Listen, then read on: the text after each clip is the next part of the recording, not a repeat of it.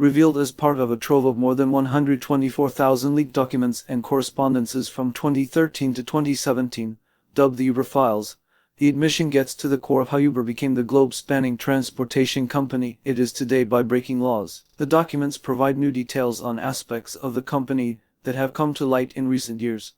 The Uber Files show how the company recognized it needed to get close to politicians to ensure it wasn't regulated out of existence. David and Jim used connections and goodwill from their time in the Obama administration to help Uber expand across Europe and the Middle East, including getting us diplomats in France and the Netherlands to intervene on the company's behalf. Uber also developed good relationships with former British Chancellor George Osborne, French President Emmanuel Macron when he was economy minister, former European Commission Vice President Neelie Kroes, and Toronto Mayor John Tory, just to name a few. The company developed a kill switch that would remotely encrypt its computers and devices if an office was raided by authorities, used at least 24 times in jurisdictions that include Canada, France, the Netherlands, Belgium, and Hong Kong. It lobbied governments to ensure regulatory efforts would treat it as a technology company instead of a transportation company, and was happy to put drivers in harm's way when it benefited the company. The files have been shared with 40 media outlets,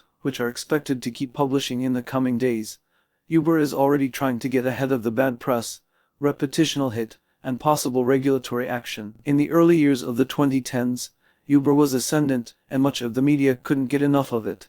The company was showered with positive press that ignored the already obvious ways it was harming workers and communities for its own benefit. Uber was supposed to reduce car ownership, cut traffic congestion, make mobility more accessible for underserved communities, allow its drivers to make a good living, and be complementary toward transit services. The truths: a series of studies have found the company made traffic worse in major cities, did little to affect car ownership, took passengers away from transit services, and increased trip emissions. Meanwhile, it decimated the conditions of existing taxi workers and squeezed its own drivers, who mainly hailed from marginalized communities, to disproportionately serve affluent young people living in cities. The Uber Files add to our understanding of the evil deeds that made Uber what it is today, and how aspects of that playbook continue to drive its global war against workers.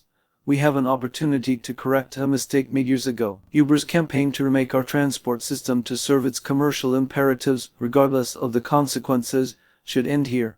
We can do much better.